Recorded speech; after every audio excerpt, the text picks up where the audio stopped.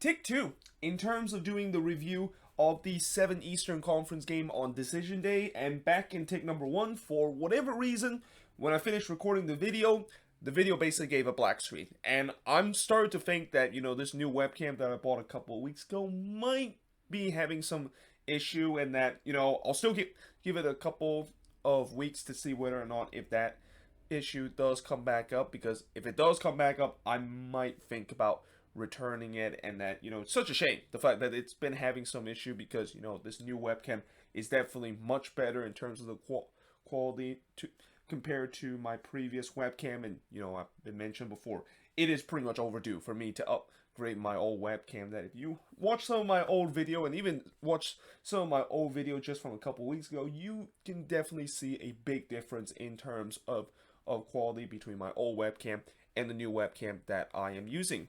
But that being said, let us actually now talk about these 7 games. And as I mentioned yesterday, I decided to do the Eastern Conference second, because the West, it was just so crazy in terms of those decision day games that I couldn't just kind of hold it off until talking about that after I do the Eastern Conference game. I mean, it's not that these decision day games in the Eastern Conference wasn't excited, but it was nowhere near as crazy as what we saw in the West, where we had that freeway battle for the top spot in the Western Conference.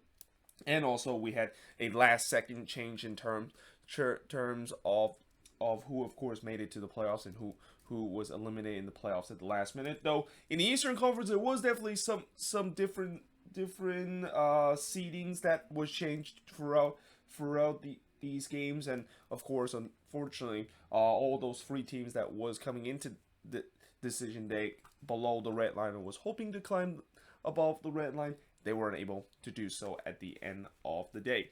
But let us begin. First, talk about the game between New England versus Inter Miami. And as I did with the Western Conference review, I decided to start with the game that is kind of irrelevant, because we know New England has already won the Supporters Shield and already owned the record for the most point ever by an MLS team in a regular season. And then Inter Miami, of course, have already been eliminated. But in the end, it's Inter Miami that gets the 1-0 win against New England. And this was one of those rare game where the refs, they just did not have the shooting boots in this game. I mean, they play well in this game against Inter Miami, but it's just the finishing that was the problem and the downfall in this one.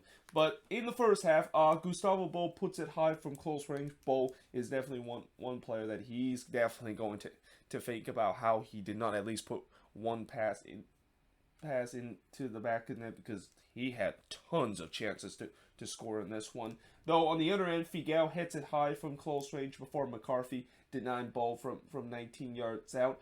He'll then miss an absolute sitter from 14 yards out before Buchanan hits one straight to not Marsman. It's actually McCarthy. I forgot to change that, because I think Marsman is still injured for this Inter Miami team. But there was no doubt that New England was pressed for an opener. He'll miss wide from 17 yards out in the first minute of stoppage time, and we had to halftime scoreless between both of these teams. Now in the second half, Inter Miami took the lead, and it's Matuidi scoring from Pizarro and Morgan to give Inter Miami a 1-0 lead. I believe that's the first goal that Matuidi has scored this season, and the first that he scored since he scored against TFC last season. And also, this could potentially be the last goal he's going to score for Inter Miami, because there is rumors saying that Inter Miami is not going to re-sign him, and I guess maybe it's a good farewell for him to score one last goal for the team before he does depart for this team in the offseason.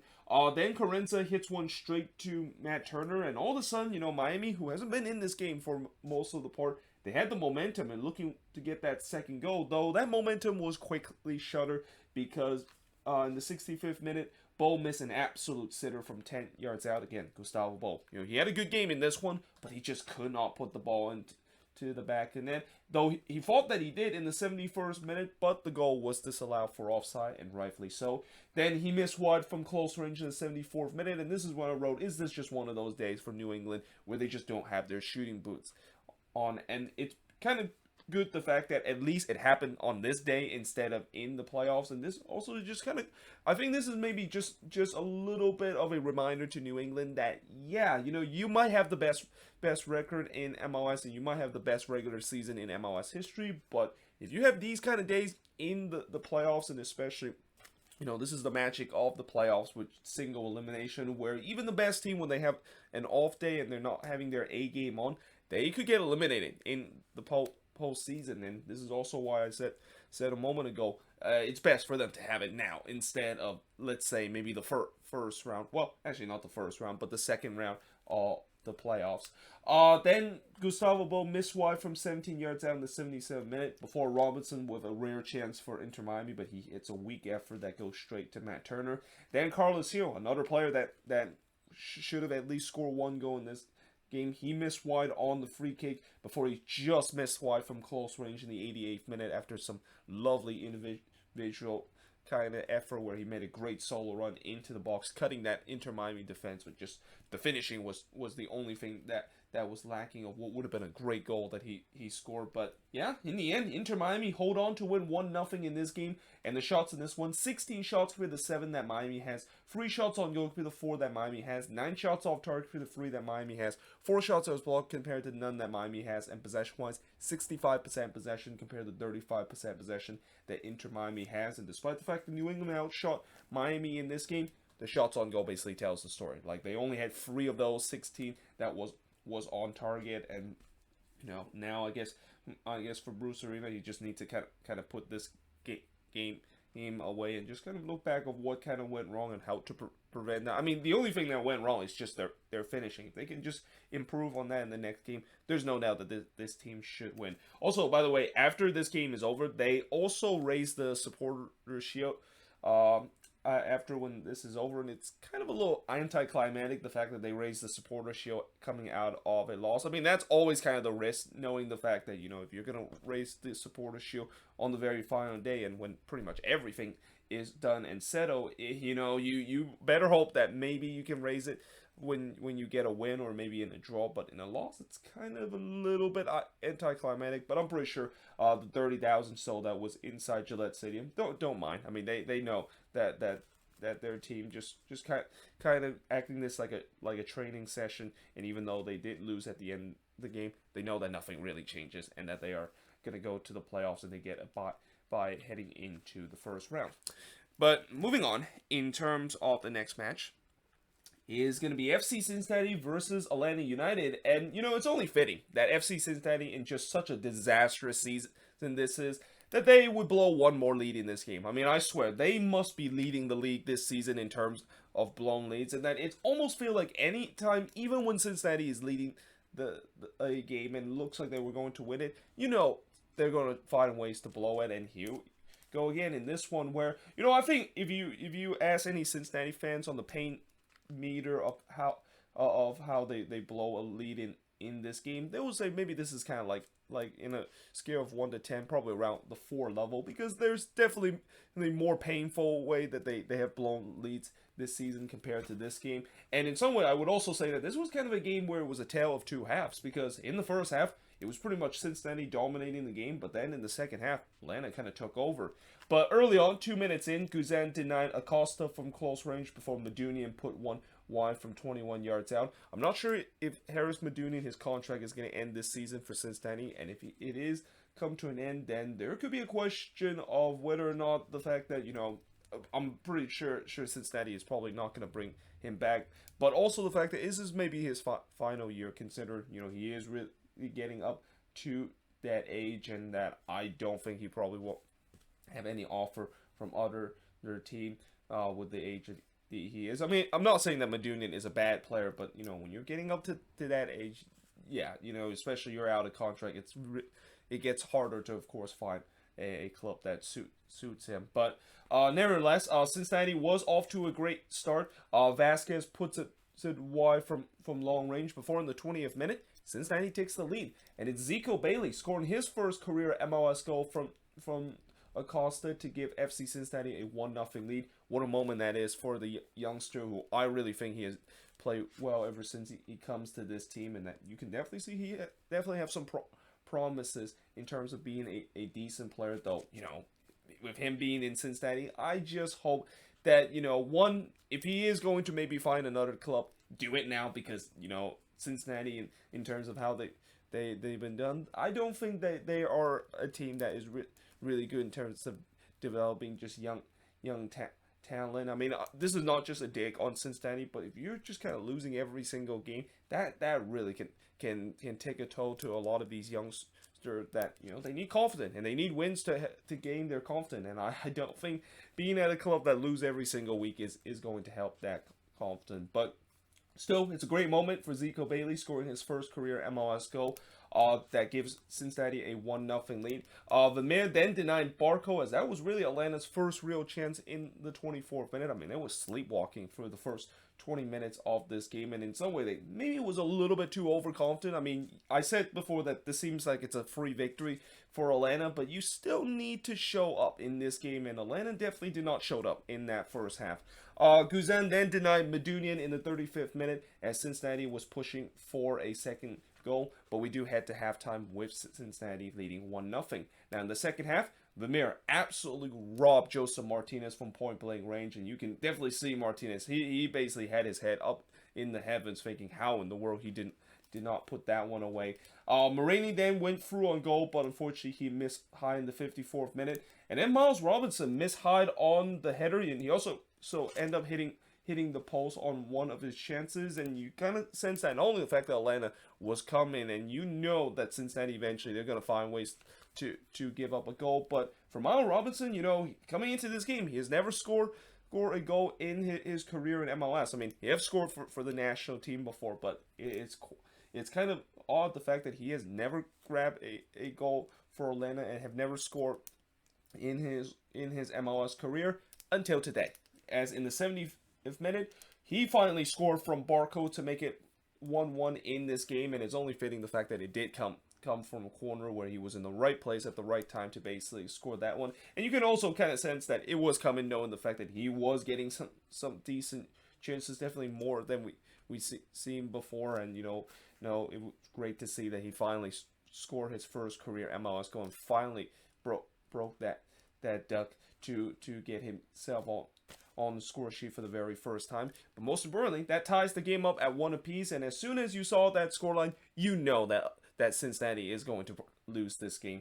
Because after Barco took a swing and a miss in the 71st minute, in the 79th minute, they would take the lead for good. And it's Joseph Martinez scoring what could be in contention for goal of the week, or shall I say definitely get the goal of the week, because knowing Atlanta fans, they're probably going to stuff the ballots once again. And I think this is a goal that, it deserved to be the goal of the week. I mean, this was just such a lovely technique where, not only Martinez basically hit this one first time on the volley, but that ball was behind him. And the fact that he still has the ability to basically hit it off the volley and the ball is kind of behind him, I mean, that is a world-class goal that Joseph Martinez scored, and that give Atlanta a 2-1 lead, and that would be the final score in this game. As the shots in this one, 18 shots compared to the 9 that Cincinnati has, 4 shots on goal compared to the 3 that Cincinnati has, 11 shots off target compared to the 4 that Cincinnati has, 3 shots that was blocked compared to the 2 that Cincinnati has, and possession-wise, 62% possession compared to 38% possession that Cincinnati has in this game. And at the end of the day, not only the fact that Atlanta, of course, made it to the playoffs,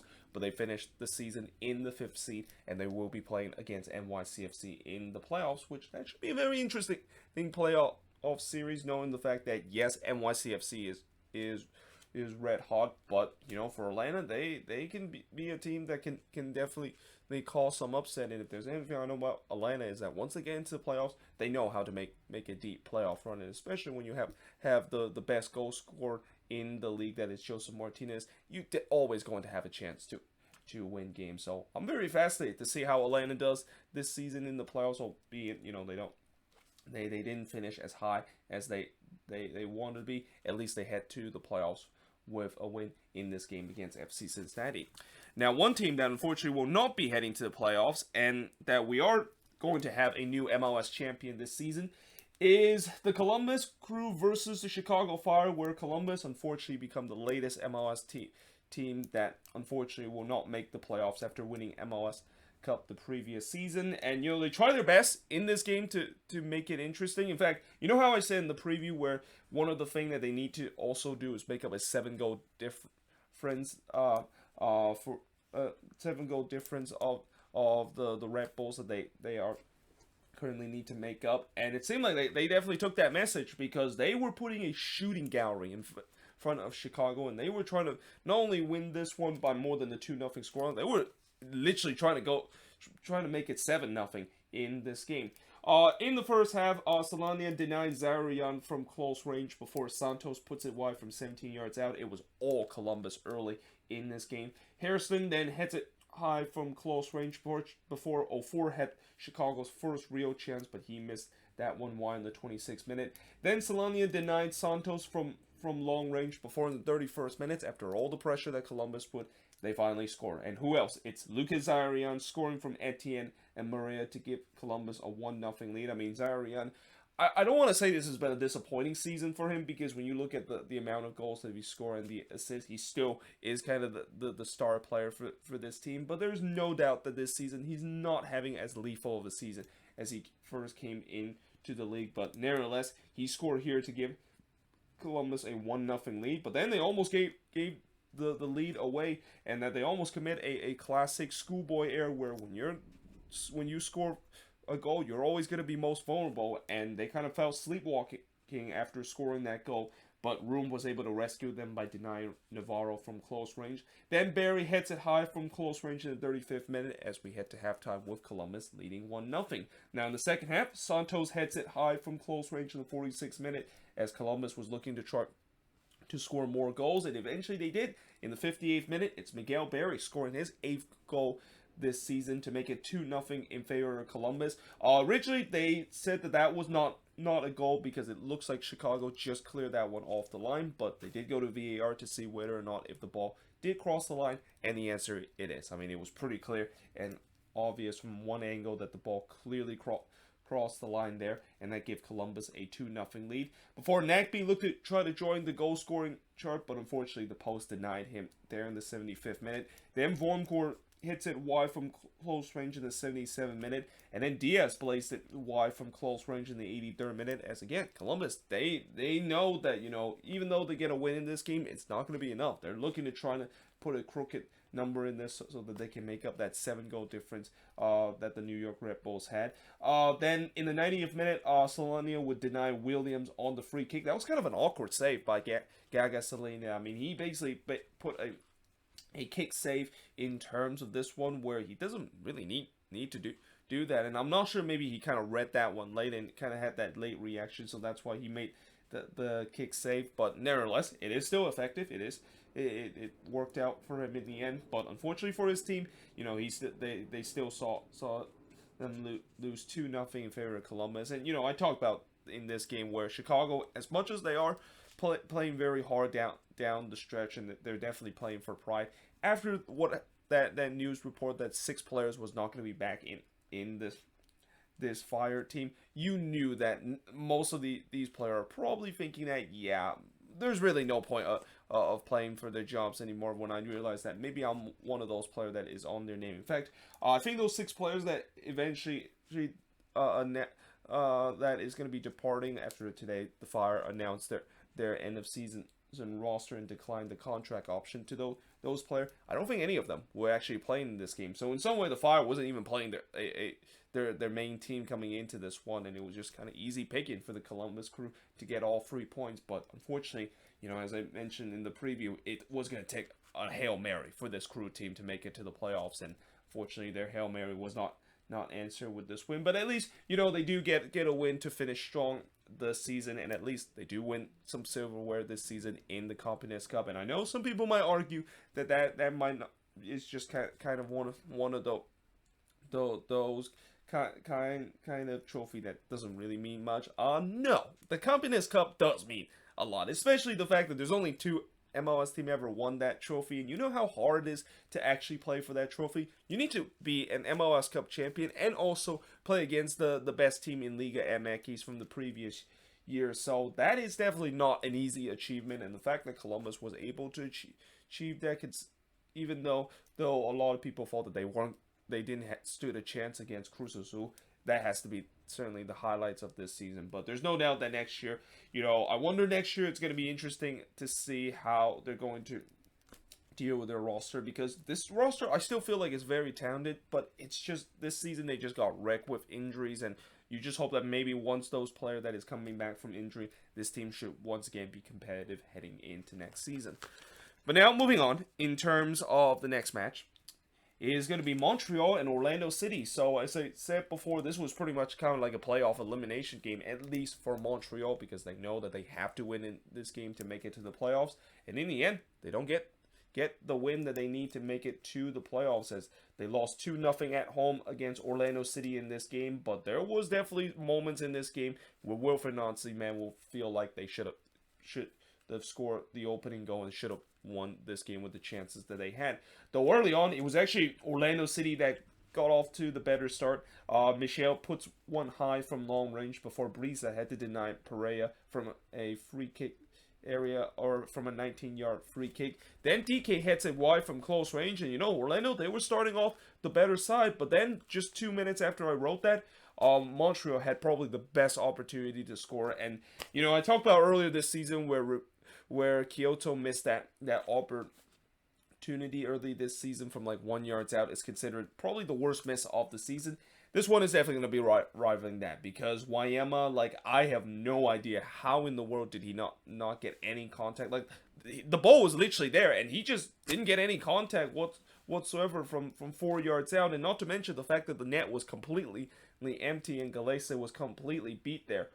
I mean, I was just stunned. The fact that of course, was not in the back of the net. I'm pretty sure even the Orlando City commentator were stunned. The fact that one did not go into the back of the net, and the game remains 0-0. But then 5 minutes later, Galese absolutely robbed Joaquin Torres as he was going through on goal. And, all of a sudden, the momentum was with Montreal, and they finally started to show some urgency after a slow start in this game and press for the opener. Mihajlovic had a header that goes high in the 32nd minute before Janssen struck the post from 25 yards out. I mean, he basically hits one off the free kick, and it basically struck the post there and almost give Orlando the 1-0 lead. Though on the other end, it looked like Wanyama made up for his horror miss early in this game when he put the ball into the back of the net, but unfortunately he was in an offside position, so therefore the goal was disallowed, and we head to halftime scoreless between both of these teams.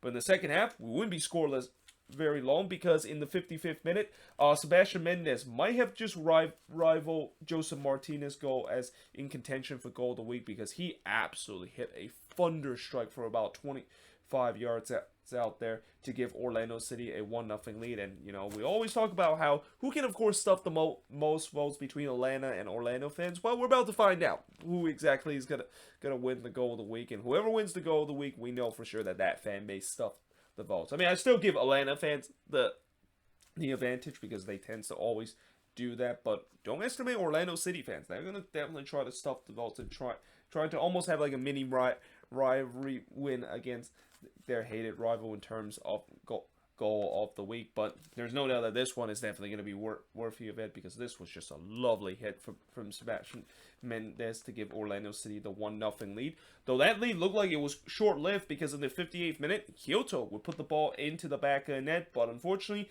he basically had the same situation as Wanyama, where he was in an offside position when he scored that goal, so therefore the goal was disallowed. Then Antonio Carlos hits it high in the 72nd minute before Miller tried to cross one that actually was tipped over by Galese. So Kamar Miller was trying to do a rando layout, but Galese was able to tip that one over. 76th minute, Wanyama struck one that just goes wide, and Montreal was definitely pushing to not only get an equalizer in this game, but also get a winner in this game, because like I said, they need to win this game if they want to make it to the playoffs. But that hope of potentially making the playoffs with a win comes to a big halt in the 80th minute, as Rudy Camacho put a studs up challenge on DK, and yeah, that was just an automatic red card when that happened. And there's been a lot of Montreal fans that's been very frustrating with some of the antics that Rudy Camacho has done this season, and this was just one of them. Like, there was just no need for him to basically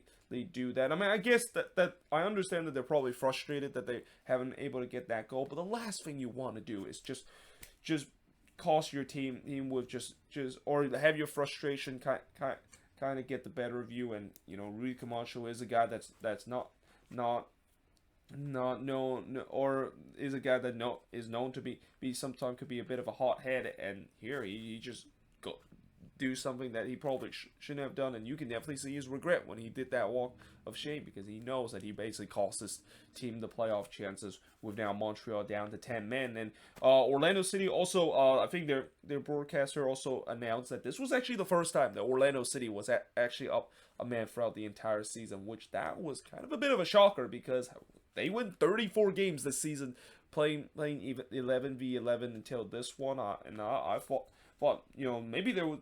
I feel like there was actually at one point they were actually up a man, but nevertheless they took advantage of that just 5 minutes later, as Daryl DK basically called a game from Kuan to make it 2-0 in favor of Orlando City, and that would be the final score of this game. As the shots in this one, 12 shots compared to 10 that Orlando City has. Both teams had 3 shots on goal, 4 shots off target compared to 5 that Orlando City has, 5 shots that was blocked compared to 2 that Orlando City has in possession.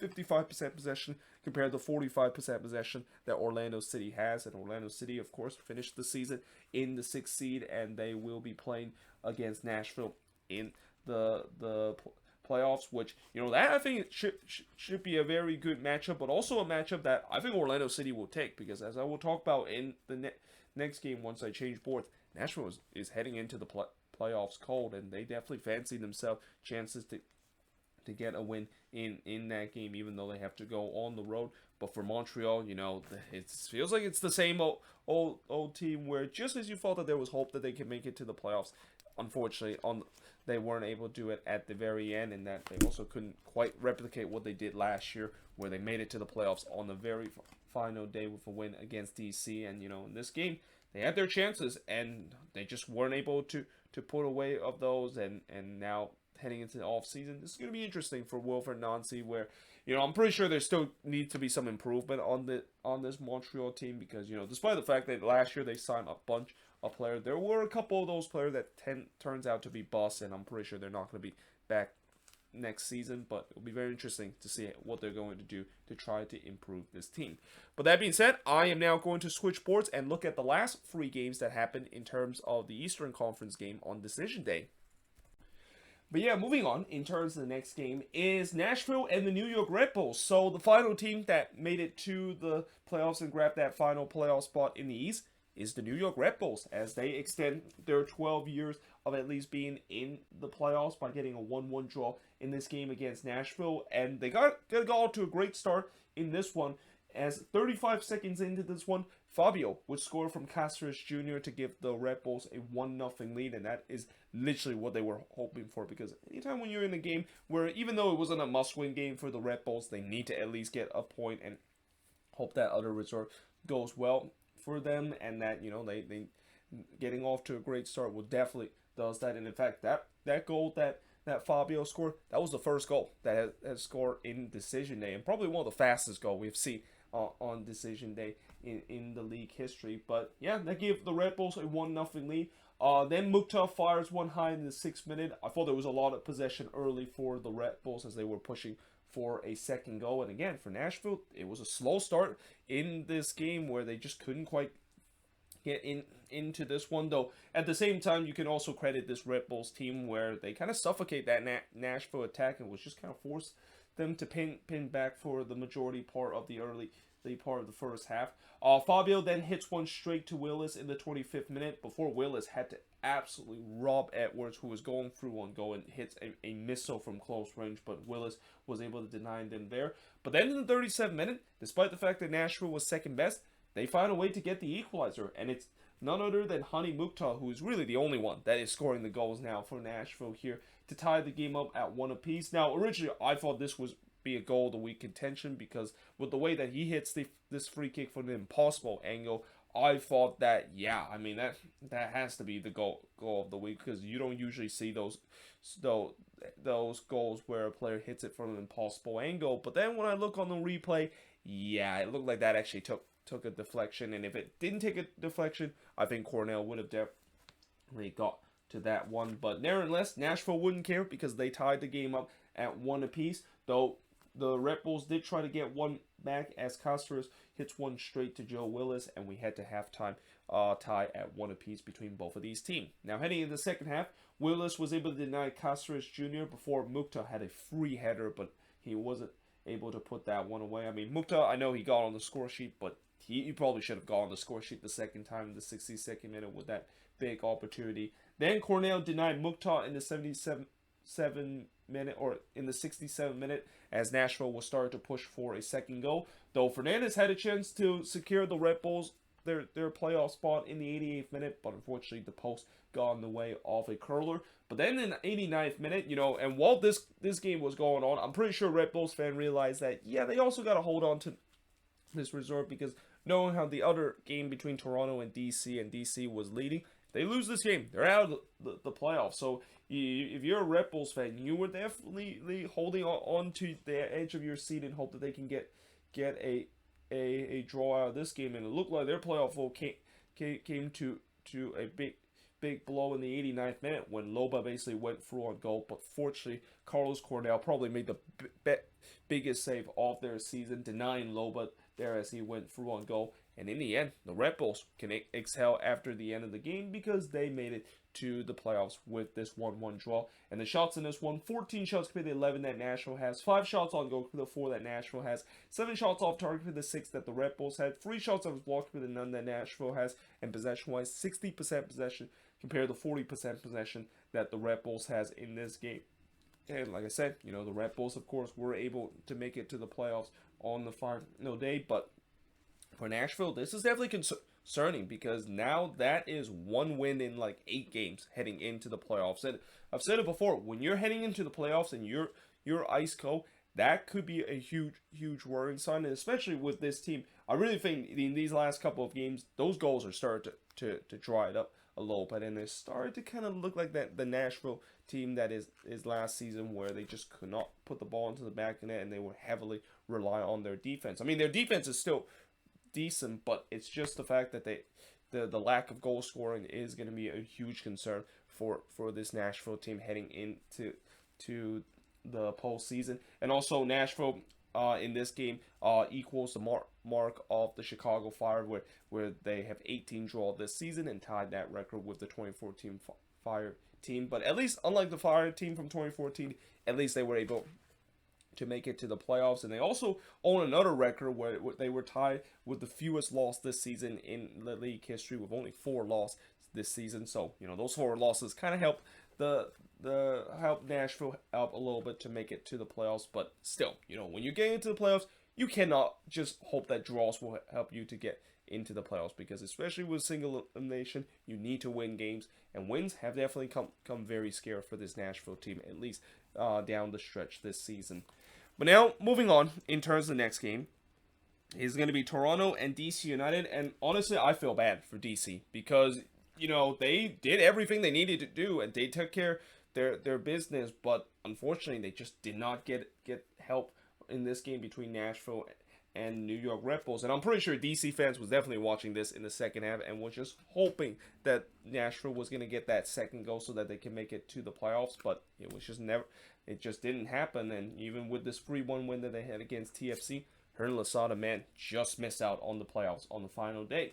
Though early on, you can definitely see their urgency that they need to win this game to give them their shot. And they almost got the 1-0 lead when the post denied Kamara and DC their first chance. Olo Kamara was another player that was kind of on a mission today, not just get his team into the playoffs, but also trying to score goals to pass Tati Castellanos in terms of the Golden Boot race, which unfortunately, just like DC chance, Olo Kamara would have some disappointment at the end of this game, as I'll talk about how in this one, Tati Castellanos was able to just score one more goal to get the Golden Boot this season. But there was no doubt that DC looked good early and they were pressed for an opener. Well, actually, that's before I wrote Kamara was denied by Westberg in the 7th minute. But then in the 14th minute, they finally got themselves a goal after the good early start. And it's Steven Birnbaum, the one that scored from Gresso to make it 1-0 in favor of DC.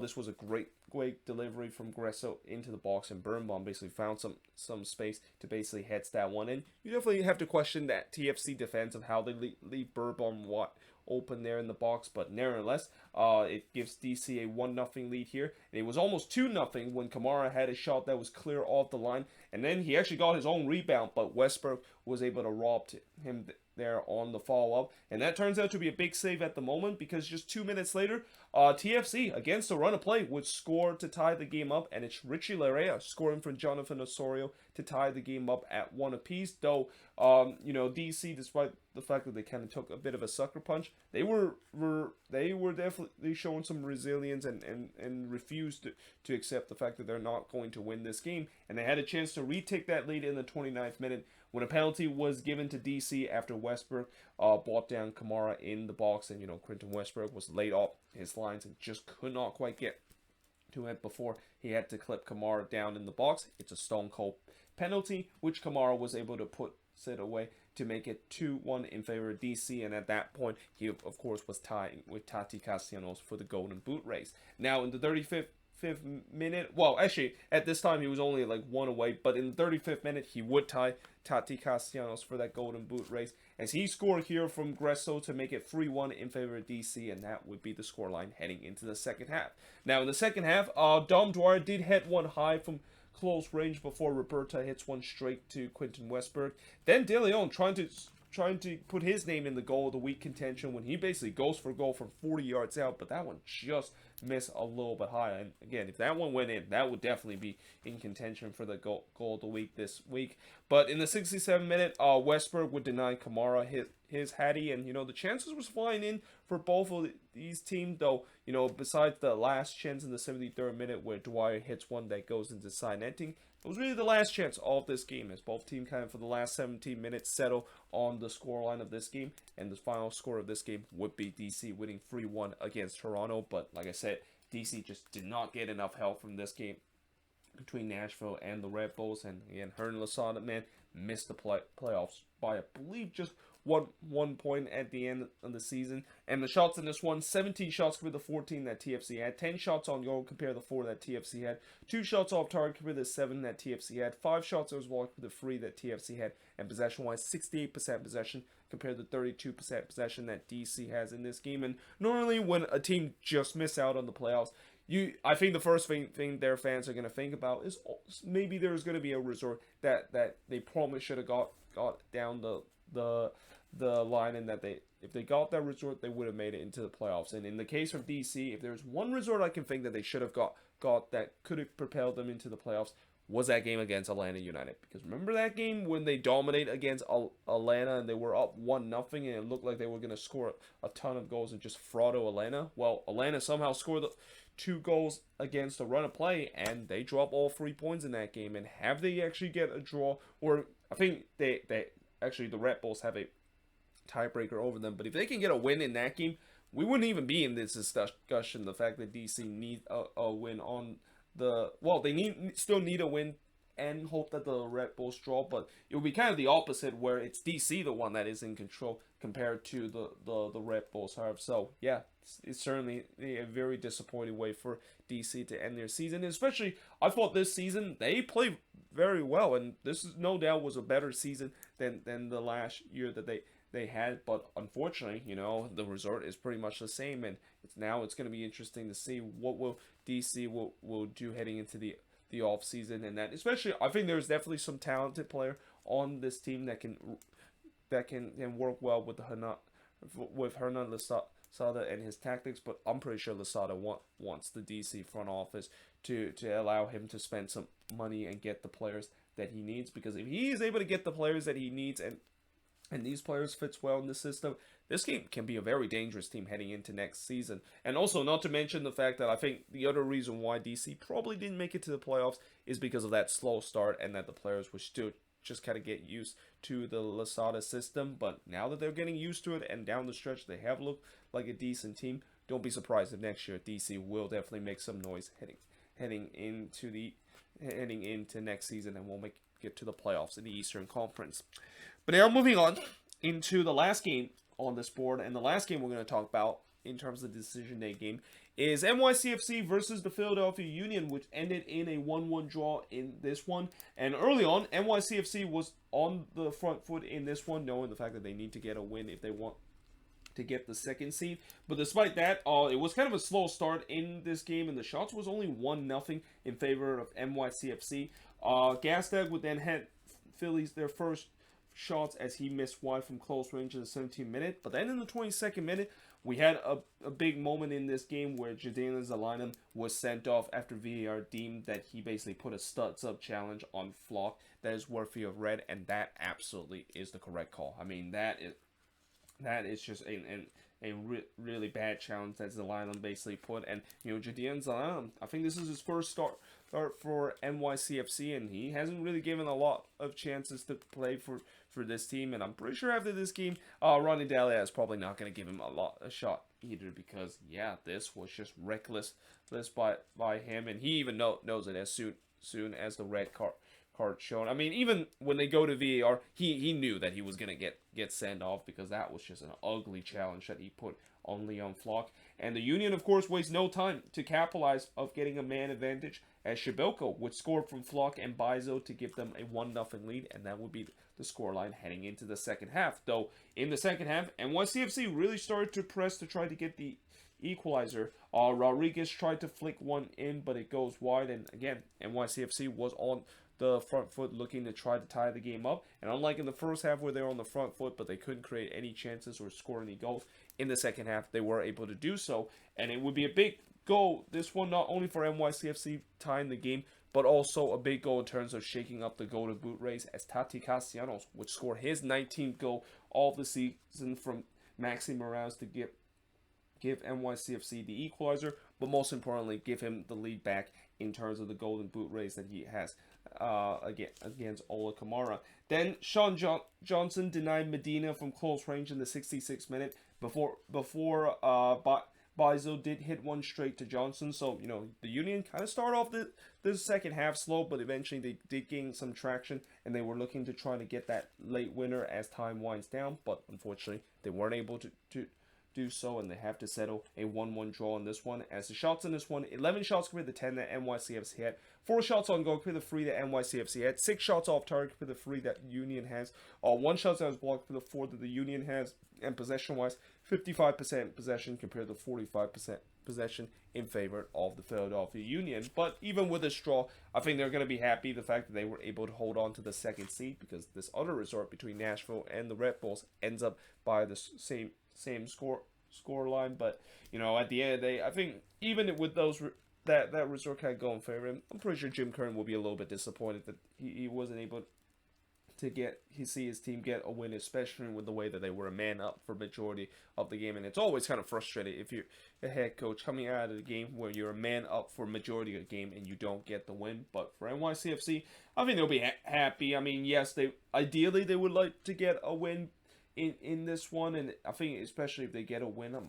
pretty sure they might be able to get that second seed. Or actually, I don't think that is the case, because I think they had to hope that Nashville would lose. So either way, you know, even if they get a win, they will still probably leapfrog the Union for that third spot. But nevertheless, they finished the season in the 4th seed, and as I mentioned before, they got a tough test in the first round against Atlanta United, a team that knows how to win in the playoffs, and against it, and knowing NYCFC wants to erase those past failures and those early playoff exits in the past, they need to, of course, start their playoff strong, and it's going to be difficult to do so when they do play against Atlanta. Well, the Union is going to be facing against the New York Redbulls, and that should be a very interesting playoff matchup too, because we've seen that playoffs matchup before, and there's been some great games in terms of that. And also, I think there's also started to be a bit of a hatred between both of these teams, especially with this season meeting, when there definitely was some feisty moment between the Union and the Redbulls in these 3 regular season meetings that they had.